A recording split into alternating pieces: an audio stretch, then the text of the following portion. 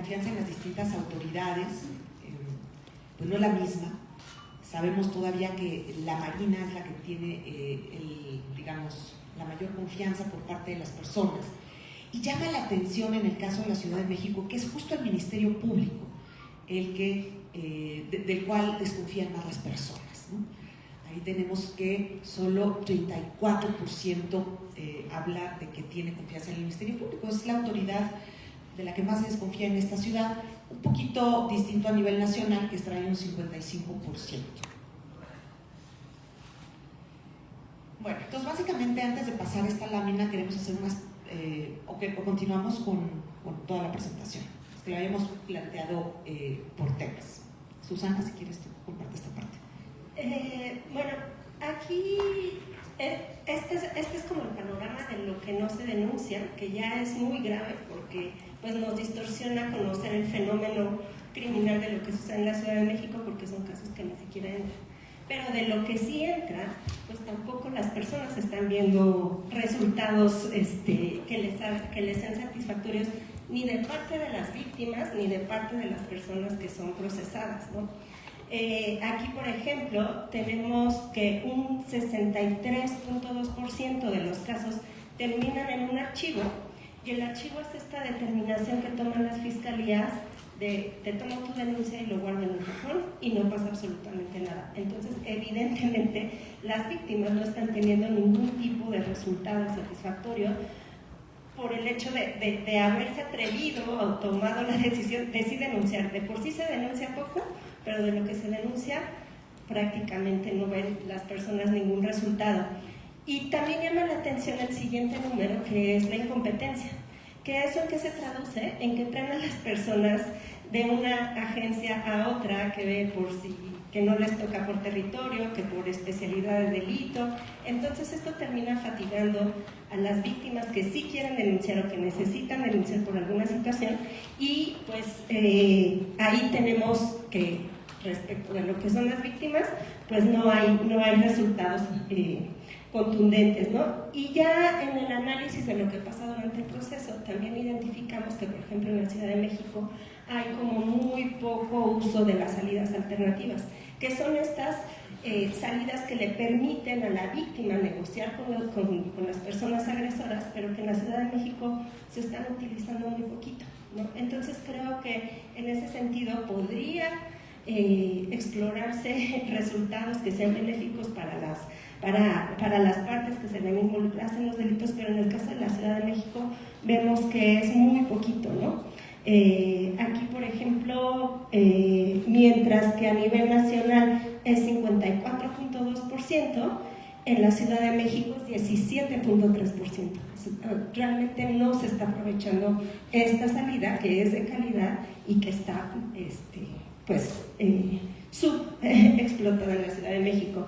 Ahora, nos vamos del lado de las personas procesadas, y pues también vemos, pues con tristeza, hace rato lo comentaba con Ana Laura, ¿no? El tema de la prisión preventiva, que a un inicio de la reforma se empezó a mover, empezó a ser como muy útil todo el tema de las medidas cautelares en libertad. Y con todo este movimiento pues regresivo de derechos, la prisión preventiva tuvo una reversión, y pues con todo este tema de alargar el catálogo de prisión preventiva oficiosa, pues tenemos este panorama. Entonces tampoco respecto del número de personas que están siendo procesadas, pues tenemos una satisfacción inmediata, ¿no? Y también un dato muy importante que queremos hacer notar es que en los estudios que anualmente hace México Evalúa para monitorear a nivel nacional lo que está pasando en los procesos penales, la Ciudad de México fue de las poquitas entidades que no reportó cuánto duran los procesos en la Ciudad de México. Entonces no hay datos, lo cual es muy grave, porque en términos de satisfacción a las víctimas, pues claro que es importante cuánto tiempo van a tardar en resolver sus asuntos. Perdón. Ya está, ahí nos quedamos. Solo agregaría algo que me parece muy importante que no comenté al inicio. Cuando estamos hablando de los delitos, ¿no? que sí están en carpetas, vemos que el mayor número está en los delitos de violencia familiar. Esto es muy importante, porque estos delitos sobre todo suceden en la casa, en el ámbito privado de la intimidad, y son delitos que en general obviamente afectan a las mujeres y también a los hijos en general. Entonces, esto me parece muy importante, porque cuando pensamos en una estrategia para disminuir violencia, para que la justicia también pueda hacer su parte, es importante entender en dónde están sucediendo estos actos, ¿no? No todo está en la calle. Entonces me gusta mucho subrayar eso, porque creo que, en mi opinión, se requieren estrategias distintas, diferenciadas. Bien, muchas gracias. Ana Laura Magalón, adelante.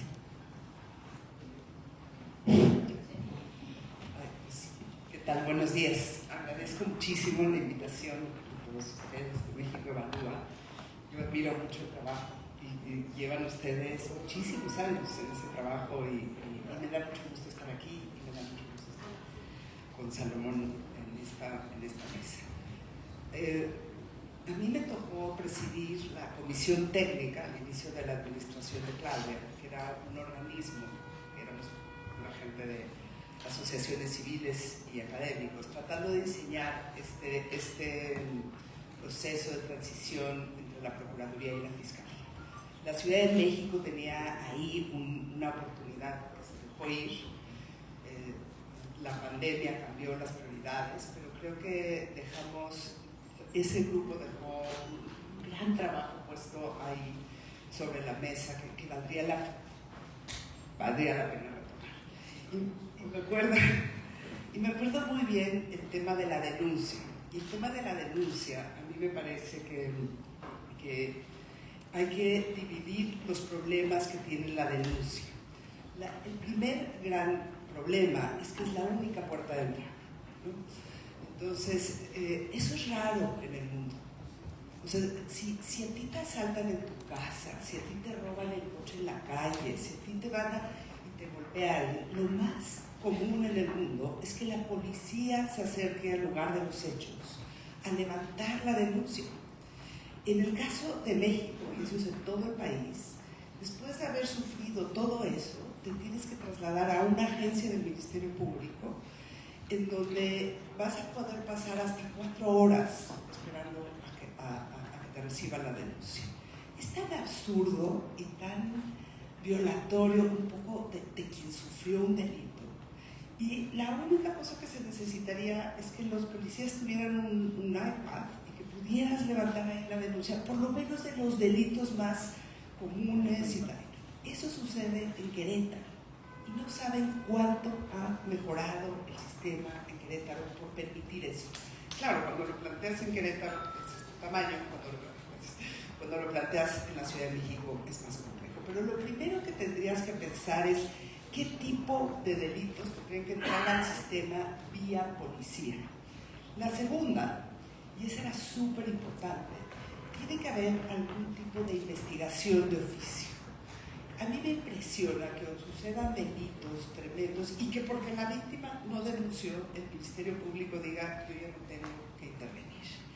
Hay muchos delitos que no se van a perseguir porque la víctima vaya a decir algo. Los más importantes son, por ejemplo, robos. Para tú poder atrapar a alguien que le roba a alguien la cartera en el metro, tendrías que atraparlo en los primeros 7 minutos. Si eso no sucede, va a salir, no va a haber manera de perseguir ese robo. Entonces, la única forma de investigar esos delitos es sistemáticamente analizando datos. Entonces, ves dónde suceden todos esos robos y ya no vas en específico para resolverle el de la señora Leonor que la asaltaron. Pero sabes que ahí se para una banda que asalta los coches, no sé qué, no sé cuánto, y como hay investigación de oficio, permites resolver esos casos. Y con resolver uno, estás resolviendo cientos de casos que pasan. Y la última es la denuncia, que para que la gente vaya, la verdad, la denuncia no nada más tiene que ser denuncia, tiene que haber alguna capacidad de respuesta por parte de la institución. Entonces, lo que entra tiene que estar asociado a cómo le vas a responder. Y no le respondes lo mismo a un homicidio, a un secuestro, a violencia intrafamiliar. Cada uno debería tener una manera de ser cachado por la institución. Entonces, el problema más importante es que la puerta es única y como si todos los delitos fueran iguales y se persiguieran de la misma manera. No, los delitos tienen características diferentes y si quisiéramos realmente atender a la ciudadanía, tendríamos que estar pensando en cuáles son esas formas de reacción que tendrían que tener cada delito. En violencia intrafamiliar, ese proyecto tiene una cosa increíble para la violencia intrafamiliar, porque es un delito que se debe perseguir con un montón de otras instituciones. O sea, como está sucediendo dentro de la casa, hay muchísimo más problemas. Las esposas no quieren que se lleven al proveedor, Entonces, tiene que entrar el sistema de salud, tienen que entrar los trabajadores sociales, tienen que medir riesgos, tienen que tomar medidas precautorias. Y si tú vas como mujer nada más a presentar una denuncia detrás de otro que está denunciando un robo menor, nunca te van a tener. Entonces pensemos de otra forma la denuncia, de manera más creativa y de manera más de cómo vamos a atender a los usuarios. Eso a mí no cómo solamente vamos a medir la denuncia, sino cómo vamos a atender a las personas. Esa me parecería una política. Bueno, creo que te pusieron un buen plato para arrancar, Salomón. Varios conceptos, por supuesto transparencia, por supuesto eficiencia, pero sobre todo pensar en dónde está el ciudadano con respecto al sistema de justicia, cómo pensamos en el ciudadano con respecto al sistema de justicia, cómo tratamos a esas víctimas y cómo lo hacemos de manera transversal, de tal forma que efectivamente los delitos terminen siendo perseguidos. Entonces, te damos la palabra y ahorita que termines arrancamos con algunas de las preguntas detonantes de otros diálogos.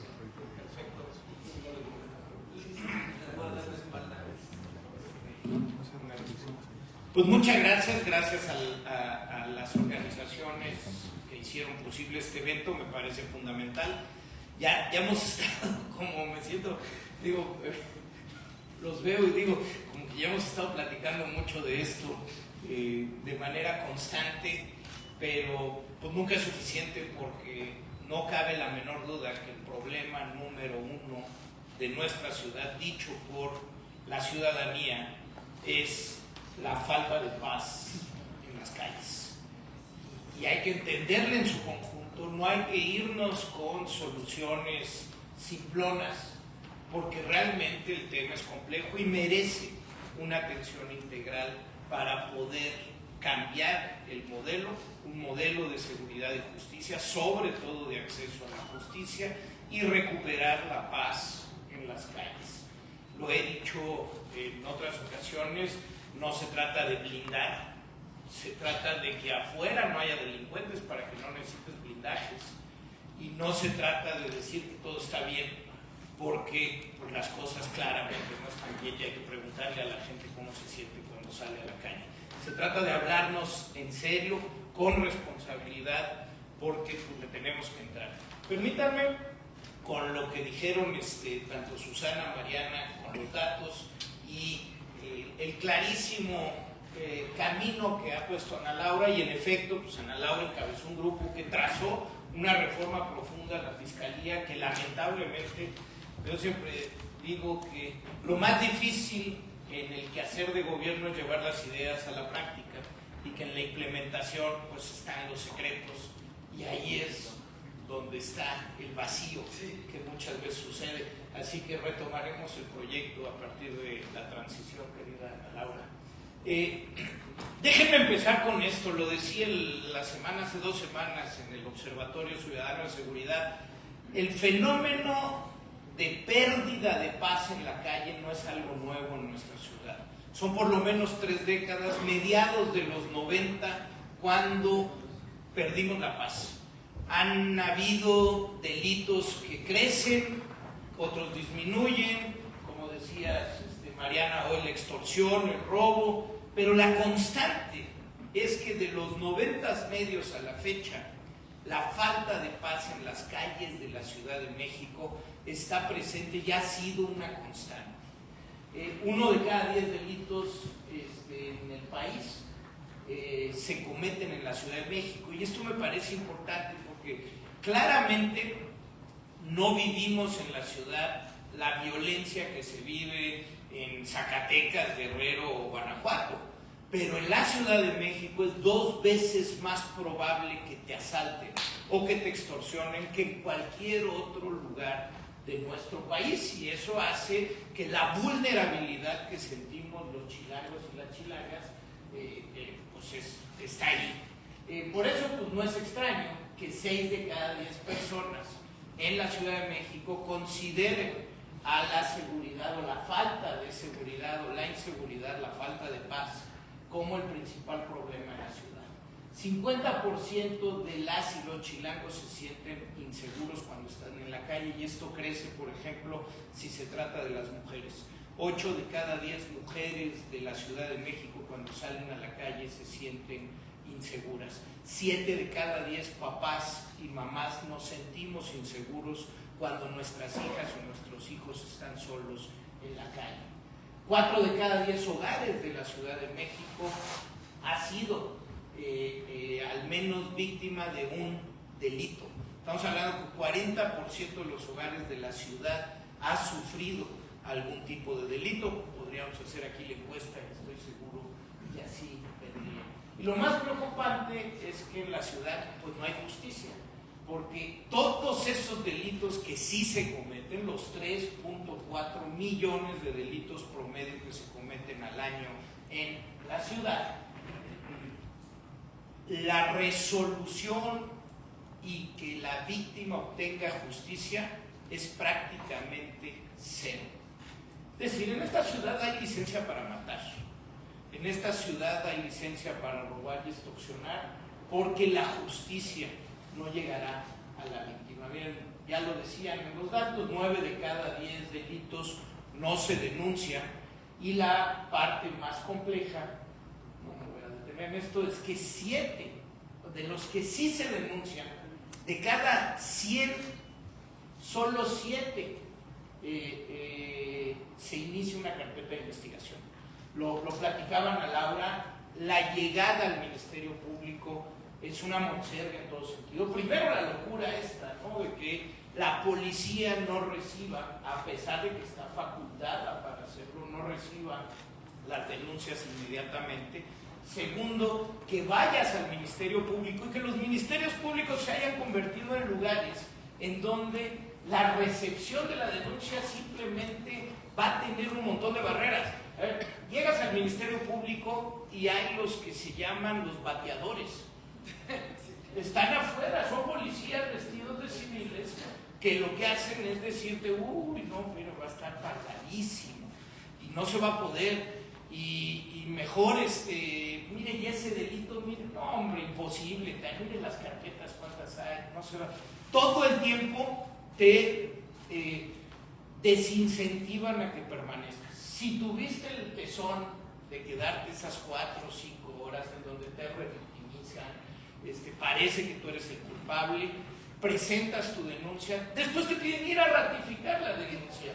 O sea, ya fui víctima, ya presenté la denuncia, pues regrese en una semana y ratifique la denuncia. Es absolutamente cierto. Pero bueno, si de cada 100 delitos denunciados, solo 7 inician carpetas de investigación, de esas carpetas, solo 5.3 se concluyen. Es decir, 0.0035 de todas las denuncias se encuentra una solución, una carpeta cerrada. La probabilidad de que un delito en la Ciudad de México sea resuelto es menor al 1%. Insisto, hay licencia para matar. Y aquí están los datos, no los repito, son los que ya presentó Mariana. Y pues yo digo que una ciudad que aspira a ser una ciudad moderna, global, inteligente, pues es una ciudad con justicia.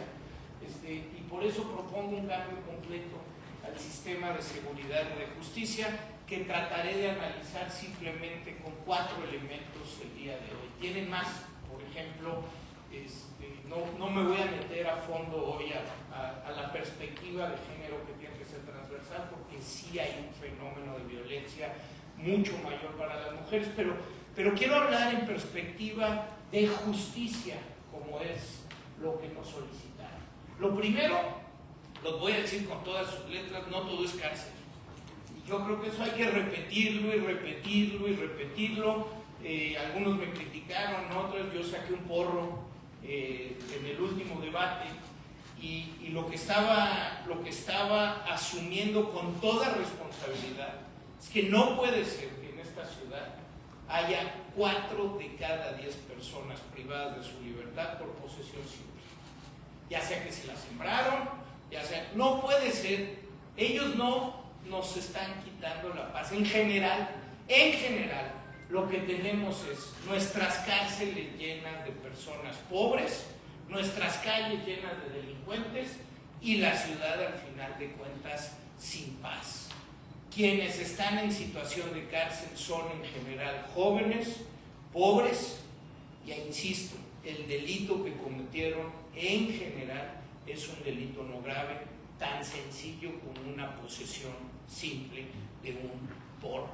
No puede ser. Tenemos que cambiar la perspectiva. Lo decía Ana Laura, no es ir por esos 3.4 millones de delitos que se cometen. No vas a abrir investigación de 3.4 millones de delitos.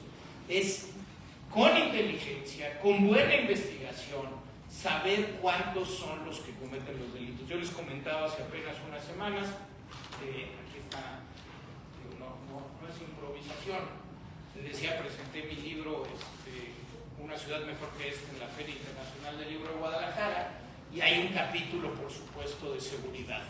Quienes me ayudaron a construir el capítulo de seguridad, y lo dije la vez pasada y hoy lo reitero, lo hago como homenaje, fue principalmente Alejandro Oppel, Bernardo León, y para toda la parte de reforma del sistema de justicia y de la parte judicial, Sergio López Ayón. Y lo que trabajaba todavía con Alejandro, y ahora continuamos con Bernardo, es hacer los cálculos de esos 3.4 millones de delitos. ¿Cuántos delincuentes están cometiendo? La gran mayoría. Y el resultado es que son entre 20 y 25 mil delincuentes quienes realmente nos quitan la paz en la Ciudad de México. ¿Qué tenemos que hacer? Pues un cambio completo de la perspectiva. En lugar de tratar de investigar esos 3.4 millones de delitos con inteligencia, con buenas carpetas de investigación, con buena comunicación entre la policía, la fiscalía y el Poder Judicial, ir por esos 20,000 delincuentes que al final de cuentas son los que nos están quitando la paz. Y lo describía bien Ana Laura. A ver, si una persona se sube a una pecera, pues ahí ya tuvo 25 víctimas. Si ese día se subió a 4, ya fueron 100 víctimas en un día. Y si esa persona trabajó 5 días de la semana, pues ya fueron 500 víctimas esa semana. ¿Qué hay que hacer? Ir por esa persona. Y a esa persona sí, hacer todo lo necesario para que con una buena carpeta de investigación y un buen caso presentado ante el juez, ese sí esté en la cárcel y no una persona que traía un churrito después de un concierto. Y ahí es donde tenemos que enfocar, creo yo, las baterías. Para hacerlo, pues ya se los expliqué, no lo reitero, pero pues ahora sí, prioricemos esos casos, alineemos la política criminal y la persecución penal de la Fiscalía, no perseguir a ciudadanos por posesión simple, que estemos centrados realmente en la atención a las víctimas, es decir, y ahorita voy a ir a fondo a eso, pero la Fiscalía tiene que ser un defensor de la víctima, a eso se tiene que dedicar. Quien defiende a la víctima tiene que ser la Fiscalía, y fiscales, peritos, tienen que estar enfocados por defender y llevarle justicia a la víctima. Y pues sí, promoción de la justicia cívica para evitar que los conflictos escalen. Hablaba Mariana del tema de violencia familiar. En efecto, en estos últimos años creció 80% la violencia contra las mujeres adentro del hogar, pero es todavía, esa es la expresión mayúscula, ¿no? El lugar donde una mujer se debería sentir más segura, pues hoy no lo está, y de manera incremental. Pero la parte cívica nos ocasiona una gran fuente de las, digámoslo así, de la pérdida de tranquilidad en la calle. Por ejemplo, los conflictos vecinales, el estacionamiento del coche en el condominio, el ruido de un vecino, esa parte cívica en donde cuando entre al tema de la reforma necesaria al Poder Judicial tenemos que separar de manera muy clara lo penal de lo familiar y lo civil, que es lo mayoritario, pero que tiene mecanismos alternativos para encontrar justicia, y no todo tiene que ser a través de juicios, y quitarle espacio para la parte netamente penal, insisto, que es donde deberíamos de enfocar la atención si queremos reducir la violencia de las calles y recuperar la paz. Segundo tema, y creo que aquí en miras a la justicia tenemos que hablar de la policía. Yo he hablado que la policía de la Ciudad de México tiene 90,000 elementos, que es la más grande de Latinoamérica, es una fuerza suficiente para tener paz en la calle. Sin embargo, de esos 90,000 elementos, solo 30,000 están dedicados a tareas de seguridad ciudadana. Está la policía bancaria, está la policía auxiliar, muchos de los elementos están dedicados a tareas privadas o a otras cosas que bien a bien se han convertido incluso en un negocio del gobierno, porque el gobierno renta la seguridad. Ya lo discutíamos Mariana y yo, no es que no lo deba de hacer, pero si prioritariamente el gobierno, los elementos de su policía no están dedicados a la protección del ciudadano, a la prevención del delito, de otras cosas, pues algo nos está fallando. Entonces, ¿qué proponemos con respecto a la policía? Lo primero es que esté reunida en una sola corporación, con las mismas prestaciones, con los mismos salarios, con el mismo escalafón, con la misma capacitación, una sola policía, insisto, le denominaríamos la fuerza capital. Segundo, bueno, ya lo dije en el primero, pero pues las condiciones con las que vive la policía en la Ciudad de México son increíbles. 8 de cada 10 policías viven a distancias lejísimas de su lugar de trabajo, no hay seguridad social, no tienen crédito de vivienda, no tienen un seguro de vida por si algo sucede en el cumplimiento de su deber. Necesitamos, si queremos realmente tener una policía digna, necesitamos que vivan con condiciones dignas laborales y que tenga capacidad, de aquí tal vez la formación y capacitación más importante necesaria y la fundamentación legal para que lo puedan hacer, y es que la policía pase a ser la que recepcione la denuncia. De dos maneras, lo decían a Laura, oye, me asaltan en la calle, el primer policía que veo saca su teléfono celular y recepciona, y no solo recepciona, ahí inmediatamente, insisto, inicia la investigación. Si no lo hago así, que yo pueda llamar y en el sitio donde yo quiera, donde me sienta seguro, ya sea una oficina, mi casa o un café, tiene que venir la policía a recibir mi denuncia.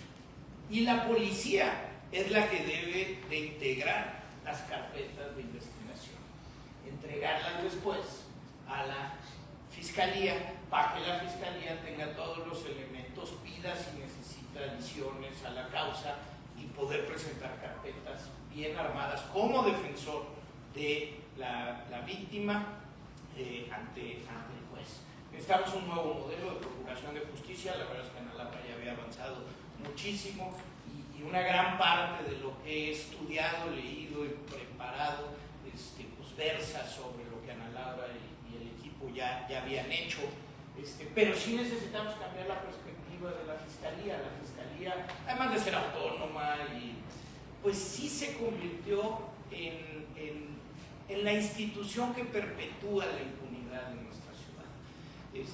Es la que no permite en muchos de los casos la continuidad de las investigaciones con seriedad, de que podamos ir con una política criminal pues dedicados a otra cosa, ¿no? Entonces, pues ¿qué necesitamos? Que sea abogado de las víctimas y que su función sea la búsqueda de justicia, que sea verdaderamente autónoma y combata la impunidad y que resuelva múltiples casos en un solo evento y no en aislado. Y aquí quiero insistirlo, si vamos por el que se sube a 4 peceras todos los días y sus redes criminales, si vamos por el extorsionador que no está nada más en un negocio o en un mercado público, sino que es parte de una red criminal, si la investigamos bien y vamos contra ellos, pues sacamos de la calle a la red criminal que está provocando la falta de paz.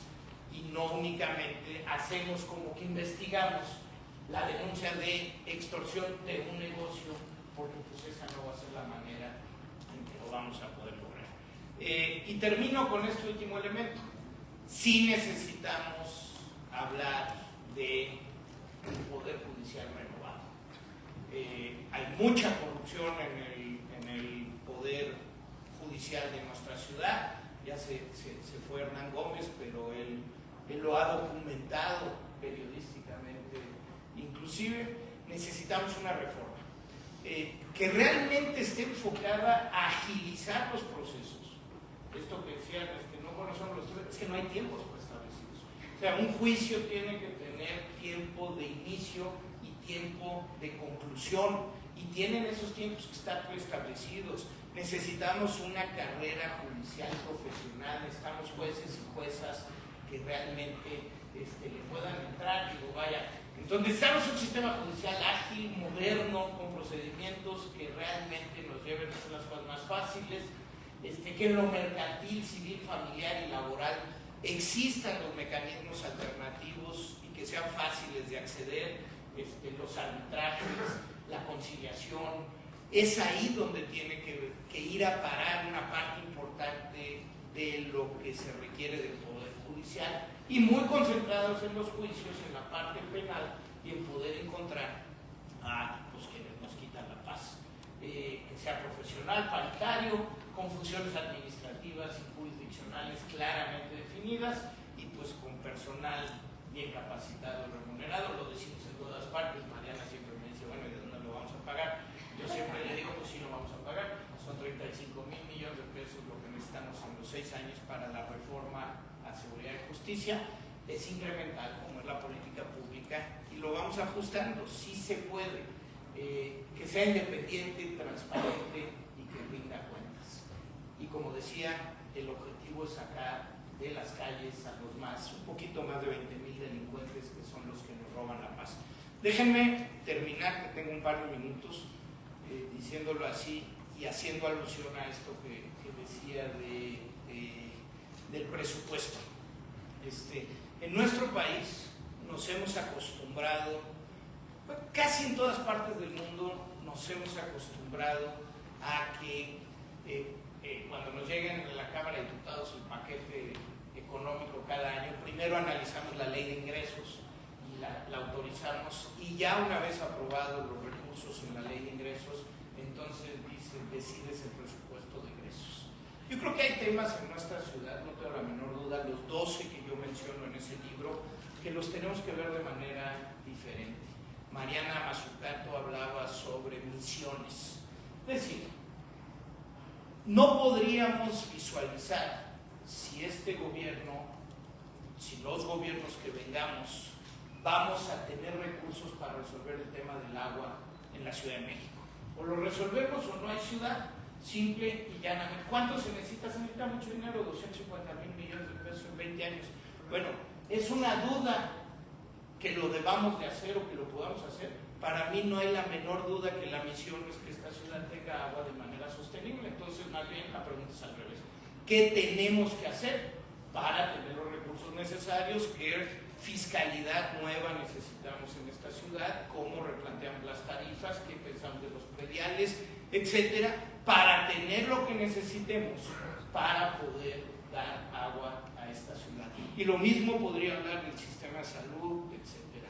Pero en el caso de la seguridad y la justicia, que es para todas las y los chilangos el problema que más nos quita la tranquilidad, del que más preocupados estamos en nuestro día a día, que me lo mencionan en el metro, en la oficina o en el mercado.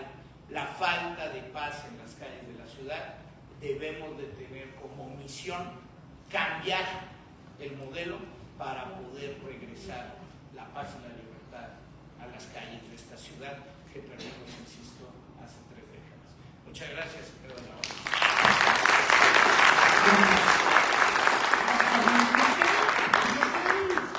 Como 10 minutos, tenemos 10 minutos de poder intercambiar algunos puntos de vista, pero bueno, me queda claro que por lo que hemos escuchado aquí, el tema de la justicia en la Ciudad de México no es un tema que se arregle con una curita, sino con una intervención mayor.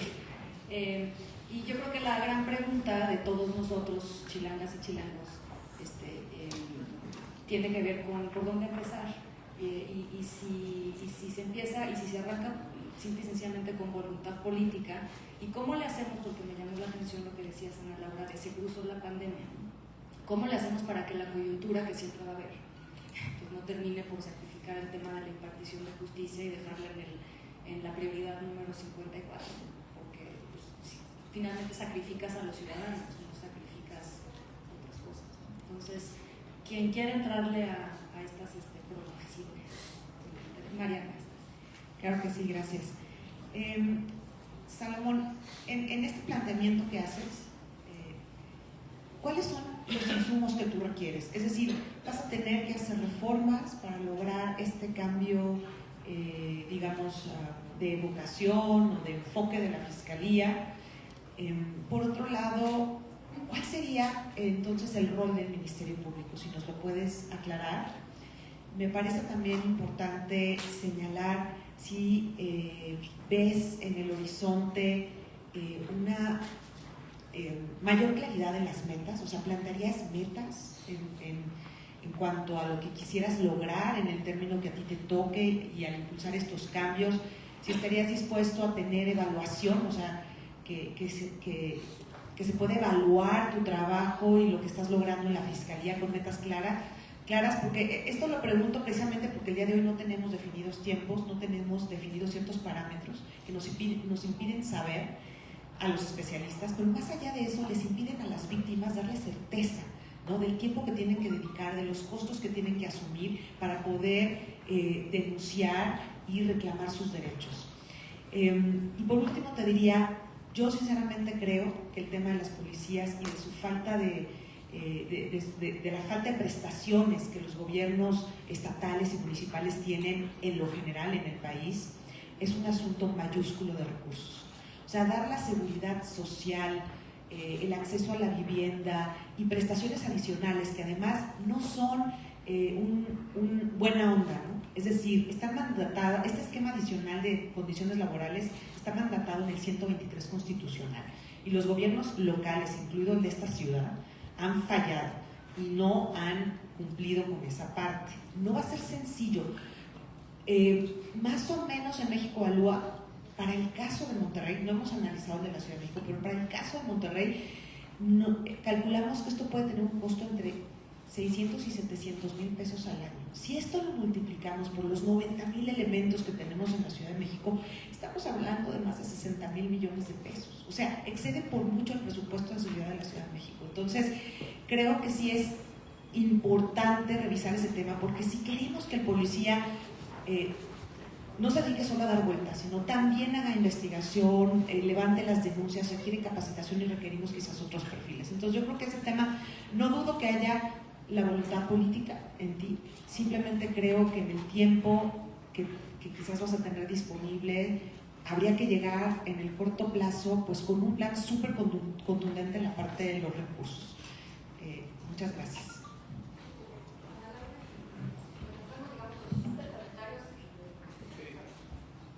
Yo tengo una pregunta. Llevamos como 20 años. O sea, yo creo que estos temas los he escuchado siempre. O sea, no estamos diciendo nada nuevo. O sea, aquí está Marilena. ¿Hace cuántos años llevamos haciendo esto? ¿Por qué no ha pasado? O sea, ¿dónde se atora? Yo creo que esto se atora políticamente.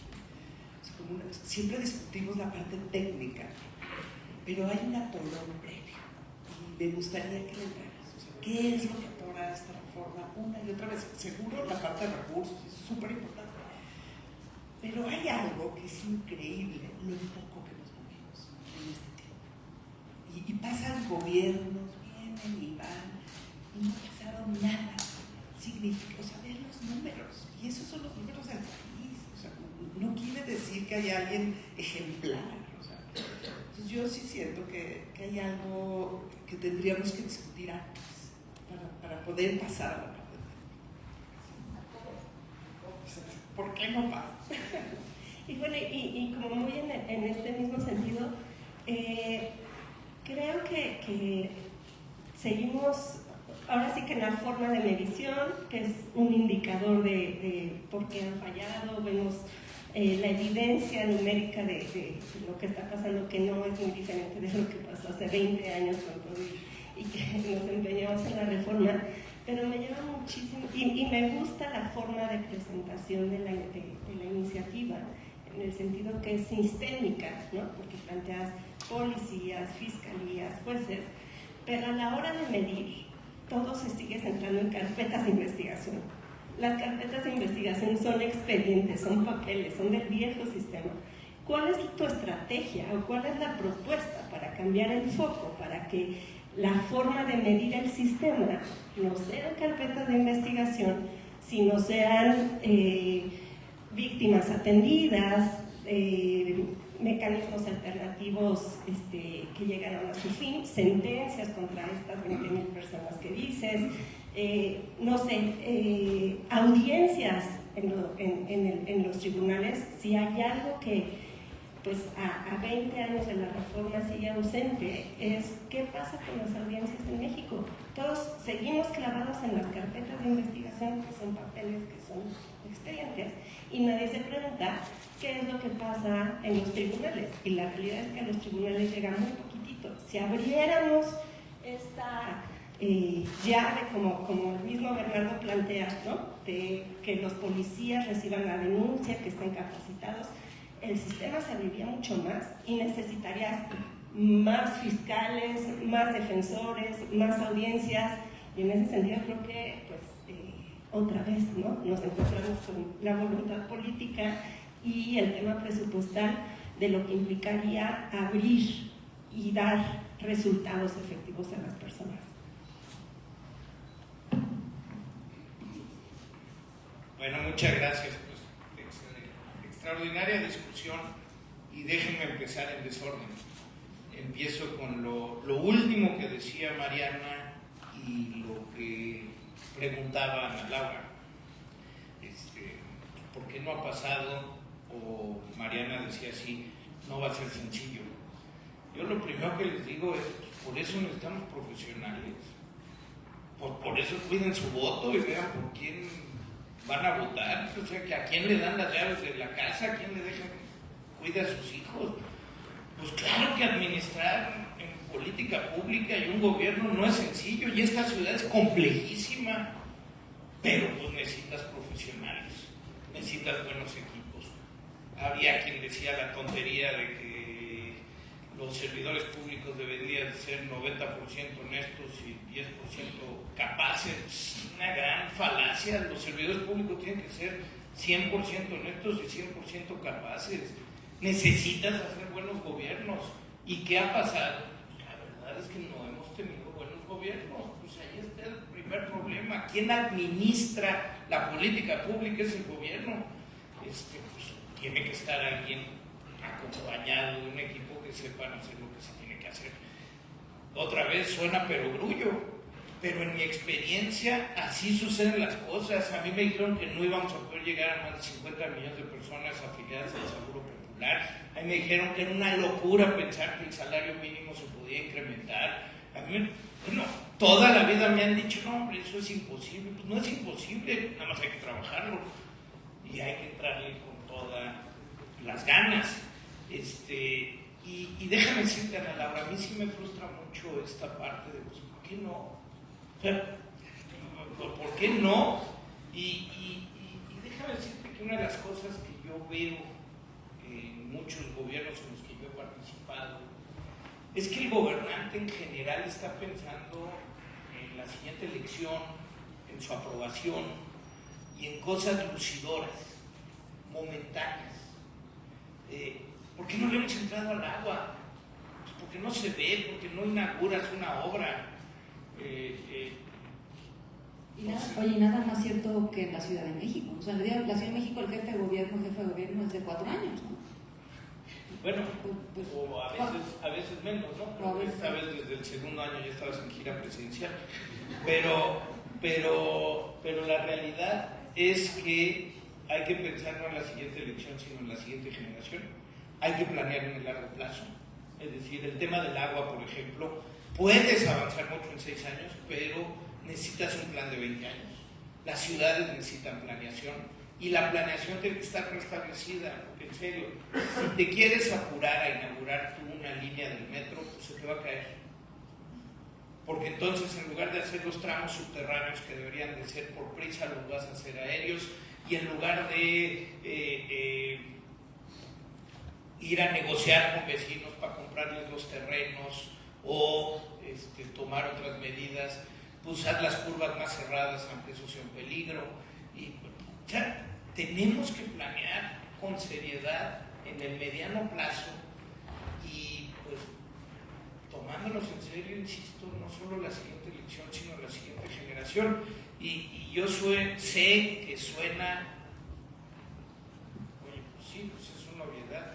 Pues sí, pues decidamos quién gobierna. Y a mí esa me parece la más grande de todas las obviedades.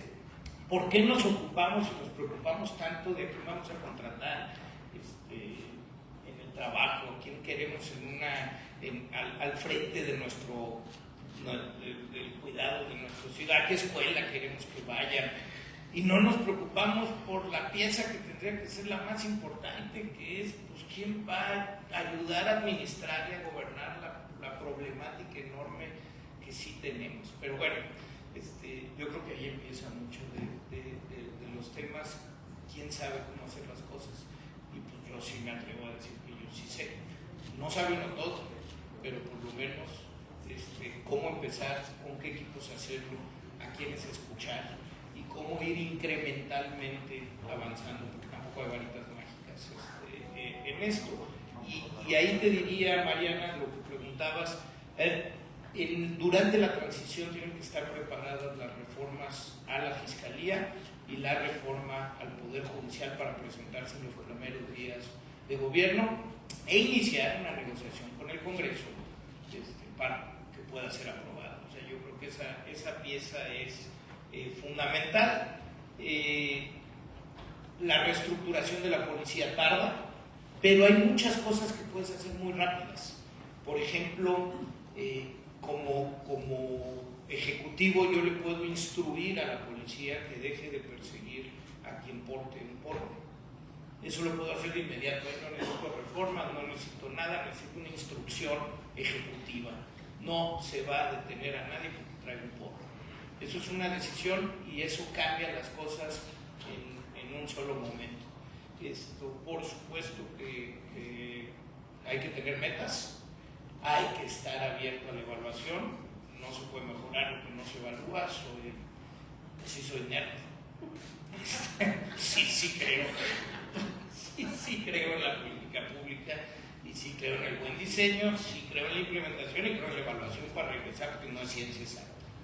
Y termino, Susana, con esto que decías. A ver, ¿qué pasa con la Fiscalía? Es que la Fiscalía hoy recepciona la denuncia. Bueno, primero espanta, que no venga, pero ya que recepciona la denuncia, inicia la investigación con poquititos elementos. Cuando tienes 90,000 pueden coadyuvarte en la investigación. Inician la investigación, integran las carpetas, preparan el caso, lo presentan ante el juez, persiguen la condena, buscan la justicia, ¿no? La Fiscalía tiene que estar enfocada a recepcionar la carpeta, revisarla, ver si hay elementos adicionales que necesite para tener un caso sólido. Además, priorizar los casos, insisto, que te van a quitar de la calle a quienes te están quitando la paz y tratar de resolver de manera alternativa cualquier otro asunto. Ir por los que más te generan y presentar muy buenos casos ante los jueces. Creo que por último tiene que haber una coordinación profunda entre policía, fiscalía y poder judicial. Se tienen que hablar y tiene que haber una estrategia criminal entendida entre todos para que sí vayamos por los delincuentes que nos quitan la paz. Y para mí, Mariana, sí sería la medida más importante si volvemos a sentir paz en las calles, si vuelves a estar un fin de semana tranquilo con tus hijas en calle, que lleguen a la hora que quieran llegar y que no hasta que cierras la puerta te regrese el alma al cuerpo. Esa sería la medida, para mí, la mejor evaluación sería que volviéramos a sentir paz al caminar por las calles de la ciudad. Una pregunta rapidísima en torno al tema de fiscalía. Ahorita estamos atorados en el tema de la designación de la persona titular de la fiscalía. ¿Tú qué harías, y oyéndote en términos de reformas, y lo mismo respecto del Poder Judicial?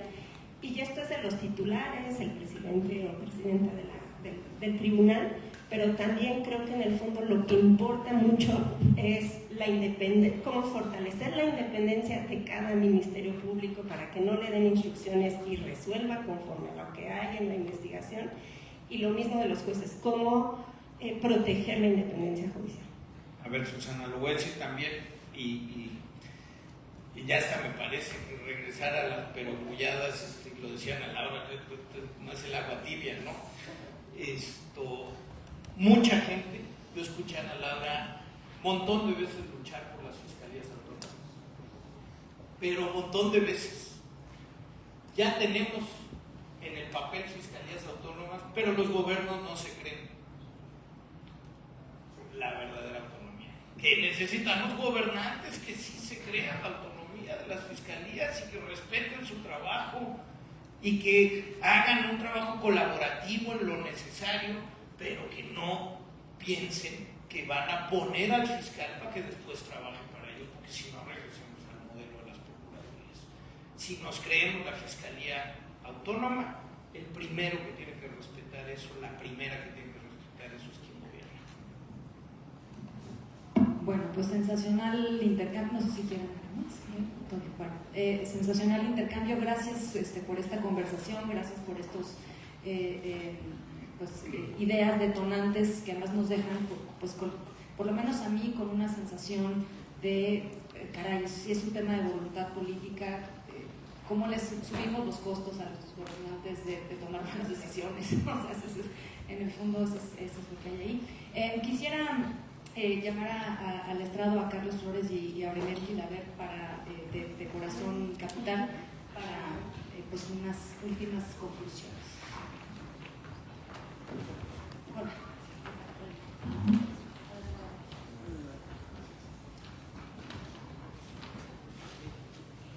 Buen día a todas y todos, candidato, especialistas, académicas, moderadora. Mil gracias por compartir esta mañana en pluralidad. Creo que es difícil encontrar medidas, soluciones de verdad bien delicadas a problemas complejos. Hoy nos han expuesto en muy pocos minutos un rico diagnóstico.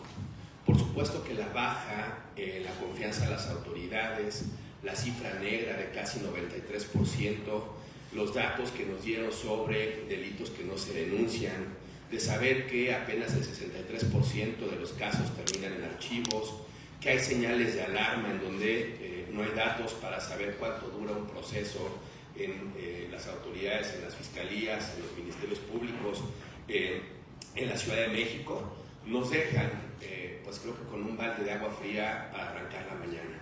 Y creo que Ana Laura nos ha provocado con un foco, con un punto de concentración para decir que volvamos a revisar los temas de la denuncia. Y el candidato Chertorivsky ha apuntado con mucha claridad de volver a la utilidad de la policía como un primer mecanismo, una primera ventanilla en donde la denuncia sea posible. ¿Cómo atendemos a esos usuarios, a los ciudadanos que hoy reclaman justicia? Y sin duda que hay en el conjunto de 4 hilos de propuesta que nos hizo el candidato, pues alternativas todas muy positivas y viables, ¿no? En un panorama francamente desolador en donde esta capital, además de los múltiples problemas que tiene, pues hay 30 años ya sin vivir en paz en las calles de la capital. De saber que 4 de cada 10 hogares tienen por lo menos una víctima, no nos debe dejar salir de esta sala, de este espacio tranquilos. Y yo celebro que en esta intervención para arrancar esta mañana en este foro lo hayamos hecho en pluralidad y lo hayamos hecho a distintas voces, con gente que ha participado y que ha tenido ya el privilegio de acudir y de participar con las autoridades en distintos momentos, y un candidato digamos que tiene una propuesta articulada con mucha claridad, y sin duda los datos de Mariana y de Susana desde México Evalúa pues provocan una discusión basada en datos, sostenida en evidencia, que me parece que es algo que tenemos que destacar de manera muy importante. Buenos días todas, todos, todes. Pues yo primero saludaría el ejercicio que se está realizando, invitando y resaltando el papel de la sociedad civil, que son quienes ponen los datos o visibilizan los datos y los hacen pues populares, digamos, en el sentido de la apropiación de la ciudadanía de esos datos, que urge suceda más, urge que la ciudadanía en la Ciudad de México pues se entere más y se apropie más de la situación que está enfrentando el modelo de justicia, que hoy definitivamente lo vemos tanto en el diagnóstico de la sociedad civil como con las propuestas que hace el candidato. Está reprobado, ¿no? Está reprobado el modelo actual de justicia y urge cambiar esa visión y esa perspectiva. También yo resaltaría definitivamente la diferencia que existe, y eso hay que decirlo, entre la percepción y la incidencia, ¿no? Eso pues, es importante ver qué indicador vamos a medir. Y efectivamente, pues en la Ciudad de México hemos visto en los recientes años que hubo una disminución de la percepción de la violencia. Eso no necesariamente significa que nos afecte menos el delito, pero hay que ver pues por qué está sucediendo eso, en qué zonas está sucediendo eso y cómo recuperamos también pues las mejores prácticas que han existido en este sentido. De las propuestas de Salomón Czartoryski, pues a mí me gustaría resaltar esa visión de optimizar las tareas de una fuerza que ya existe, pero que no necesariamente se enfoca en lo que debería de enfocarse. El tema de la priorización de la persecución penal, que creo que es una de las principales medidas que urge implementar, no solamente en la Ciudad de México, sino en el ámbito nacional, es algo que venimos discutiendo, pues por lo menos desde que yo llegué a México, metiéndome a los temas de política de drogas, escuchándolo desde el propio Alejandro Madrazo, ¿no? Y eso, pues a la fecha no se ha podido implementar. Todos los delitos se persiguen con la misma velocidad o peor, a velocidades distintas en función de qué tipo de palancas tienes adentro del sistema, porque así es como funciona el sistema de justicia, o a quién quieres perseguir para pues promover o garantizar tus intereses. Y eso pues es una realidad en la ciudad, no solamente en la actualidad, sino efectivamente desde hace 30 años, donde la justicia en México pues no es autónoma. Hay una justicia selectiva, una justicia a velocidades distintas, y eso no se puede en una democracia. Resalto por supuesto que no todo es cárcel. El primer candidato de la historia en decir que va primero el derecho a la salud y el derecho a las personas consumidoras de sustancias. Eso nunca antes había pasado a este nivel, y eso pues es de saludarse, Salomón. Y termino diciendo que también este nuevo modelo de procuración de justicia tiene que revisarse desde lo que sucedió, aunque muchos lo quieran borrar, en 2016-2017, la Constitución de la Ciudad de México. Tenemos un Congreso capitalino que se la ha pasado violentando la Constitución, violentando lo que han aprobado las 100 personas constituyentes, el grupo redactor, y ahí viene toda la guía para una ciudad más justa, más en paz y más incluyente. No olvidemos que estamos hablando justamente de justicia incluyente, y eso tiene que decir y analizarse desde una perspectiva de atención a los grupos prioritarios. A mí, pues me falta en la justicia decir que hay una justicia diferenciada, sí se dijo, para las personas pobres, pero también para las personas de la diversidad sexual y de género, también para las mujeres, también para las personas jóvenes, también para las personas indígenas y también para las personas con discapacidad que hoy están totalmente ausentes del debate, de las propuestas, siendo personas de atención prioritaria. Muchas gracias.